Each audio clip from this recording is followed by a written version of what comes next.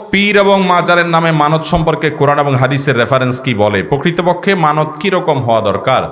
ভাইরা, মানত হবে আল্লাহর নামে, কোন মাজারের নামে মানত হতে পারে? মাজারে যিনি শায়িত আছেন এই লোকটা যদি নেককার থাকেন, অনেক নেককার মানুষের কবরকে মাজার বানায় সেখানে পূজা করে, শিরিক করে অনেক ধান্দাবাজেরা।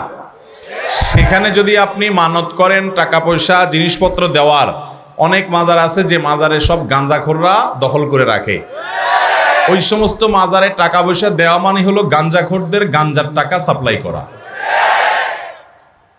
আপনি গোলাপশার মাজারে যান, ঢাকার মিরপুর মাজারে যান, আপনি অনেক বড় বড় মাজারে যান, দেখবেন আশেপাশে সব বেহুশ হয়ে পড়ে আছে। ঠিক না বে ঠিক? বলে এদেরকে এরা নাকি আল্লাহর পাগল, অথচ এরা গাঞ্জা খায় পাগল হয়েছে। তাহলে গাঞ্জার পাগল, তো গাঞ্জার পাগল আবার আল্লাহর পাগল হয় কেমনে? অতএব আপনি যদি মানত করতে হয়, আল্লাহ অমুক কাজটা হলে আমি আপনারে খুশি করার জন্য 100 টাকা দান করবো, এটা গরিবকে দান করবেন, গরিবকে দান করার জন্য মানত করবেন। কথা বুঝতে পারছেন? কোন মাজারে মানত করা যাবে? এটা শিরকপূর্ণ কাজ। আল্লাহ আমাদেরকে বেঁচে থাকার তৌফিক দান করুন। মাজারে যিনি শায়িত আছেন, অনেক নেককার মানুষের কবরকে মানুষ মাজার বানায় পূজা করে। তিনি যদি নেককার হন, আল্লাহর খাঁটি বান্দা হন, আল্লাহর ওলি হন, বুজুর্গ আব্দে সালেহ হন, তাহলে এই লোকটা তো দুনিয়া থেকে চলে গেছে। আপনি এখানে মানত করে টাকা পয়সা, মোমবাতি, জিনিসপত্র যা দিবেন, ওইগুলো দিলে কি ওই কবরে যিনি শায়িত আছে তিনি হয়তো ভালো মানুষ ছিলেন, এগুলো দিলে কি ওনার কোনো উপকারে আসবে? ওনার কাছে যাবে? এগুলো যাবে কাদের কাছে? গাঞ্জাখোরদের কাছে, ধান্দাবাজদের কাছে, ব্যবসায়ীদের কাছে। ঠিক না বে ঠিক? অতএব এই সমস্ত ব্যবসার সুযোগ দেওয়া যাবে। আল্লাহর নেককার বান্দাদের কবরে যাবেন, কবরে জিয়ারত করবেন, সালাম পেশ করবেন, তাদের মতো জীবন গড়বেন, এটা হলো মূল কাজ। ওই কবর থেকে কিছু পাওয়ারও আশা নাই, ওখানে মানত করারও সুযোগ। আপনারা বিভিন্ন ভিডিও দেখেন না ফেসবুকে, ইউটিউবে, যে অনেক মাজার আছে, এই মাজারে মানুষ যায় মুরগি দেয়, হাঁস দেয়, আপনার মোমবাতি দেয়, ওইগুলো আবার পেছন দিয়া দরজা দিয়া সব নিয়ে আবার ওই একই দোকানে নিয়ে রাখে, আবার আরেক পাবলিক এসে সেটা কিনে দিয়ে যায়, আবার নিয়ে সে দোকানে যায়। এভাবে জায়গার জিনিস জায়গায় যায়, টাকা মাঝখান তারা পেতে থাকে, আর আমরা বেকুবের মতো মানত করতে থাকি। আছে না না এগুলা? এক জায়গায় একটা পান সুপারির মাজার হয়েছে, পান সুপারির মাজার। পান সুপারির মাজার কেমনে হলো? এক ব্যক্তি সে পানের ব্যবসা করে, তো মাথায় পানের যে বোঝা আছে এটা নিয়ে সে বাজারে যাচ্ছে। আজকে বাজারের দিন, সে পান বিক্রি করবে, পাইকারি খুচরা পান বেচবে। একটা বট গাছের নিচে বেচারা রেস্ট করার জন্য বসছে, অনেকক্ষণ পানের বোঝা মাথায় নিয়ে চলছে। রেস্ট করতে বসার পর ওই জায়গা পানের যে আছে সেটা রাখছে, ঝুড়ি। হঠাৎ করে সেখান থেকে কয়েকটা পান নিচে পড়ে গেছে, রাখতে গিয়ে নিচে পড়ে গেছে। ভদ্রলোক ওইটা উঠে দিয়ে দেখে যে নিচে কুকুরে পায়খানা করে দিয়ে গেছে। এখন ওইটার উপরে পড়ছে। লোকটার রুচিতে বাঁধলো যে মানুষকে পান খাওয়াবো, থাক কয়টা পান চলে গেছে, এটা না উঠাই নাপাক জায়গা থেকে। উনি কিছুক্ষণ বসে বসে পানের ঝুড়ি মাথায় নিয়ে চলে গেছে। ওই ময়লার উপরে পান কিন্তু পড়ে আছে।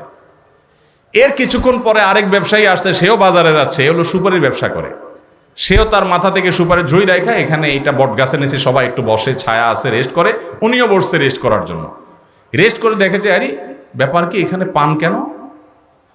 তখন সে চিন্তা করছে, হায় হায়, এই জন্য পান ব্যাপারে এত টাকা পয়সার মালিক হয় দিন দিন। এই জায়গায় পান রেখে গেলে মনে হয় ব্যবসা বরকত টরকত হয়, না হলে পান রেখে গেলে কোনো বেটা স্রেফ এত পরিষ্কার ফ্রেশ পানগুলা রেখে চলে গেছে, কাহিনী কি? নিশ্চয়ই এখানে পান দিলে কোনো ব্যবসা উন্নতি হয়, এই জন্যই তো বেটা একটার পর একটা বিল্ডিং বানাইতে আসে। হায় হায় রে, আর আমি ফকির হয়ে যেতেছি। এই জন্য তাড়াতাড়ি করে কিছু সুপারি ওখানে থইল। সে তো আর পানের নিচেরটা দেখে নেই, সে কিছু সুপারি রেখে চলে গেছে। সে চলে যাওয়ার পরে আরেক ব্যবসায়ী আসছে, সে আরেকটা নিয়ে আসছে। সে দেখে, হায় হায়, ফ্রেশ পান, ফ্রেশ সুপারি, তাহলে ব্যবসা বাণিজ্য উন্নতির জন্য এখানে কিছু মনে হয় দিতে হয়। সেও তার ওখান থেকে কিছু দিল। এরপর আসছে এক ধান্দাবাজ।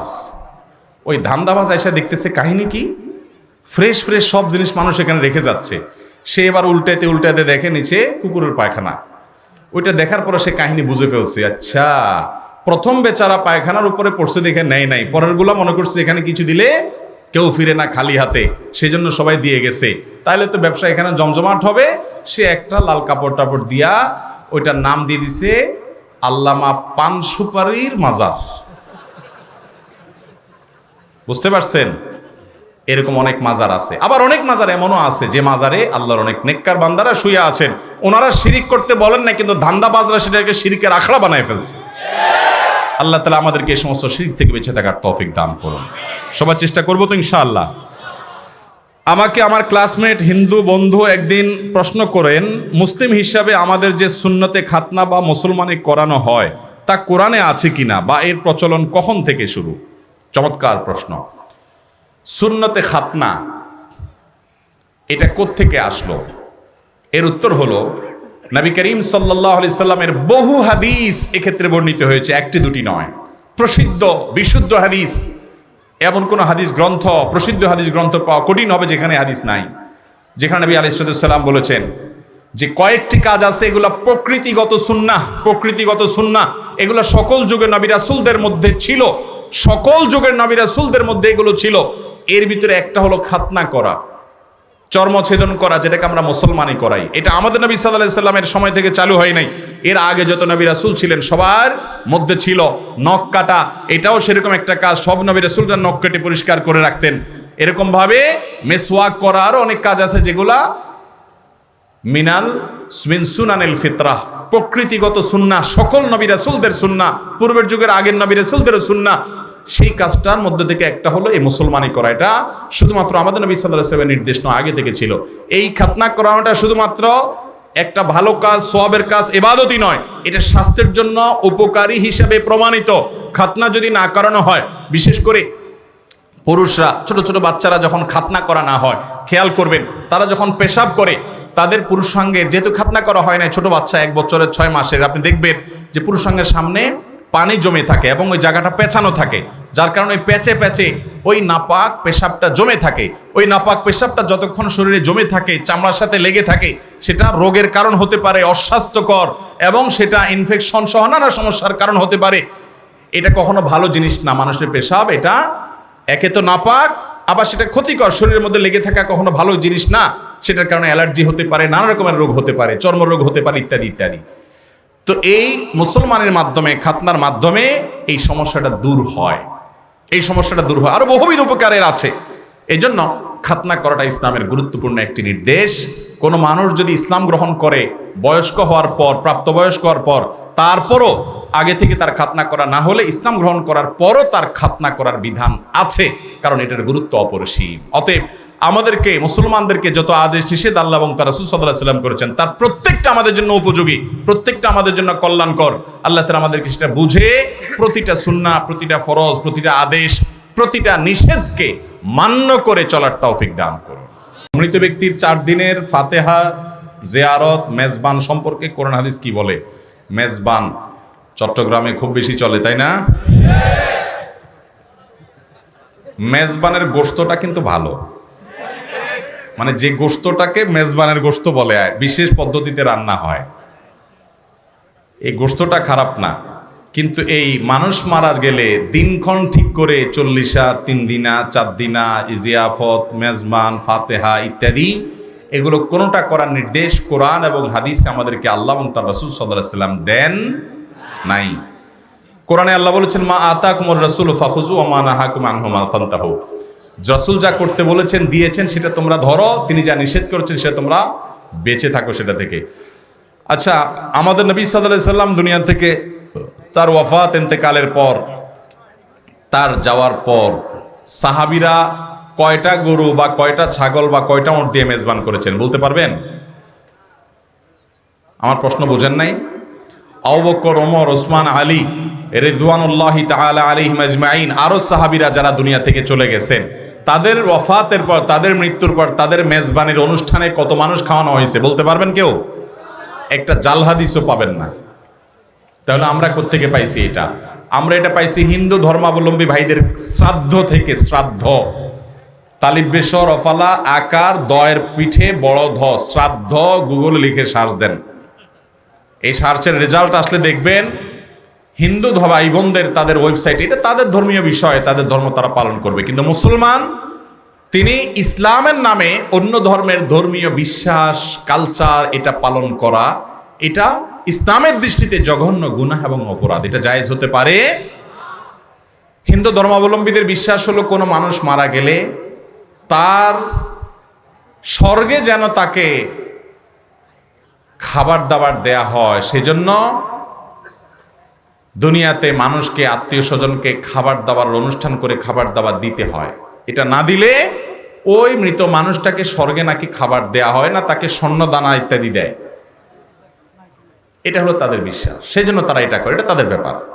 কিন্তু ইসলামে কোথাও এই বিশ্বাস আমাদেরকে লালন করতে বলা হয় নাই যে আমাদের কোনো আত্মীয় স্বজন মারা গেলে আমরা দিনক্ষণ ঠিক করে মানুষকে খাবার না দিলে, জিয়াফত না করলে, মেজবানি না করলে আমাদের মৃত ব্যক্তি জান্নাতে আটকে থাকবে না, এমন কোনো কথা ইসলামে নাই।